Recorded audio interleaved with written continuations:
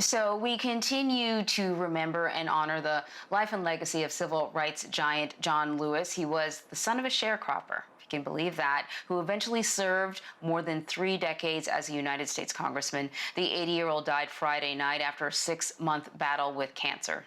So I want to bring in South Carolina native and CBS News political contributor Antjuan Seawright. Antjuan, just like Congressman Lewis, you grew up in the South. And so before I talk to you about his broader legacy, what it has meant for this country, I want to ask you personally, when you think about his life, how, give me the emotions and tell me sort of the impact that he had on you.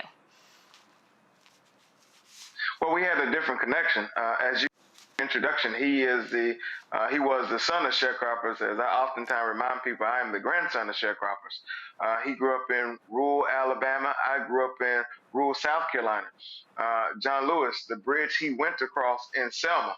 My uncle is the presiding bishop of the Ninth Episcopal Church by way of the AME Church in the state of Alabama. So he's in charge of every AME church in Alabama.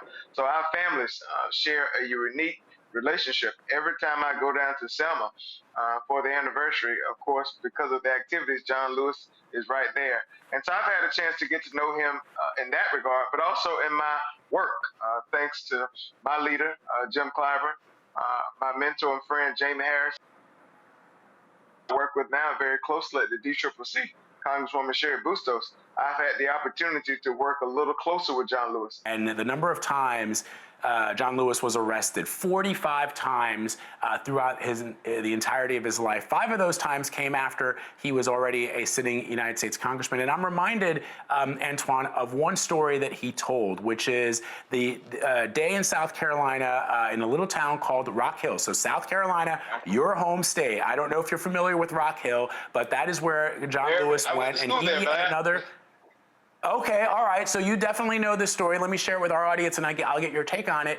Where he went to this town called Rock Hill with a white colleague, and they tried to go into a waiting room, and they were attacked by the Klan. They were beaten. They were left in a pool of blood because he tried to express his right to access that room. And many years later, 40 years later, after President Obama was elected president of the United States, one of the men who beat Congressman Lewis came to his office on Capitol Hill with his son. The man was in his 70s, and he said, "Mr. Lewis, I'm one of the people that beat on you. I want to apologize. Will you forgive me?" And of course, John Lewis did forgive him. And I'm reminded of that story, Antjuan, just because of what Congressman John Lewis was doing back then, was trying to open people's eyes to the reality of the African-American experience in this country. And the fact that this man who committed such a heinous act was able to come around and understand why it was wrong and then seek forgiveness is, I think, sometimes what this is all about. Your thoughts? Well, that's just a great example of the extension of grace. Before I got cut away, I was talking about how John Lewis grew up the son of sharecroppers in Alabama. I'm the grandson of sharecroppers in South Carolina.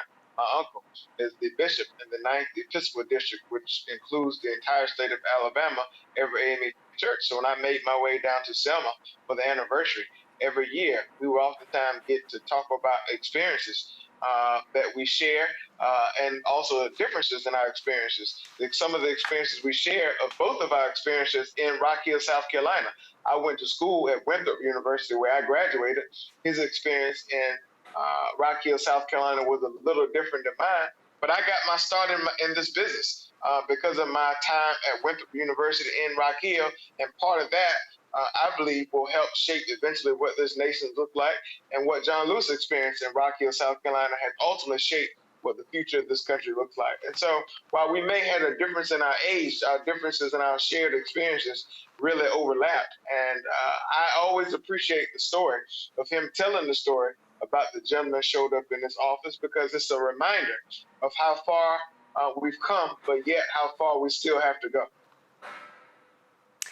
One of his last public appearances was at the Black Lives Matter Plaza in Washington, D.C. I want to talk a little bit about how he has managed to remain relevant when it comes to the civil rights movement for decade after decade. And often we think of the civil rights movement as something that happened in the 50s and 60s and early 70s, maybe. But in actuality, and this is something that John Lewis also subscribed to, it is ongoing, right? Not weeks, not months, years, eras. And he was still very relevant even in the sort of past few months of these most recent protests. Can you talk a little bit about how he managed to do that? Well, I've always believed that leaders do not create movements, but movements create leaders. And the civil rights movement created leaders like John Lewis. And so seeing him show up in Washington, D.C., knowing his health condition, knowing the times we were living through, sent a very strong message of several things. One is that the movement still has momentum. And some of the movers who started the movement continue to help this movement move along. Number two, it's the best example for every young person who believes that the previous generation does not care about what we think. John Lewis is the best example. Not only did he cross bridges, he's been what I describe as one of those persons in the United States Congress and in this country that's tried to help build bridges to bring generations of people together who are still fighting for the same causes.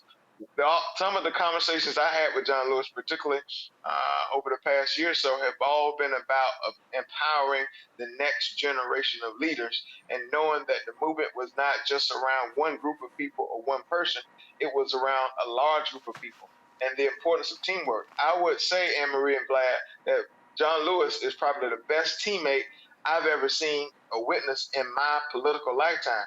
He knew how to block shots. He knew how to rebound. He knew when to pass the ball. He knew what plays to run.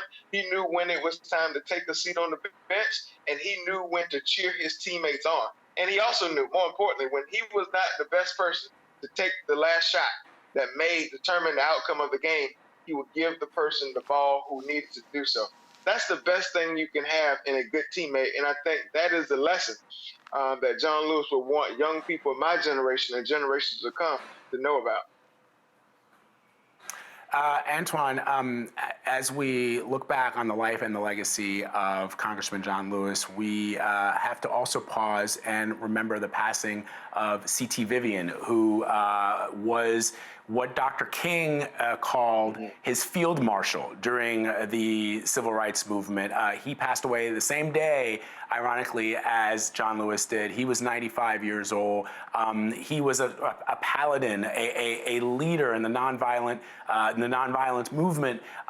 So much so, as I say, that Dr. King called him his field marshal. He was part of the inner circle of Dr. King and those who supported him in those early years of the civil rights movement. And so I just want to get your thoughts on C.T. Vivian. And what is sad, I think Anne-Marie and I were saying about this earlier, is that both of these men, it's so hard to offer any kind of memorial service for them because we're battling this pandemic. But what are your thoughts on Pastor C.T. Vivian?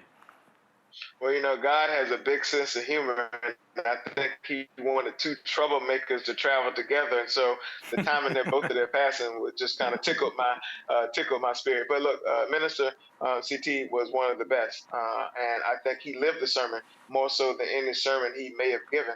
I think both of their lives together is a great reminder that you do not have to play a big role to play an effective role in the movement. There were so many people, names we may never know, or history may not remember at the same way it does for others, that played such a tremendous role in shaping what the future of this country looks like today, and how that has propelled the opportunity for my generation and people who look like me to have opportunities that those guys may and women may have never had.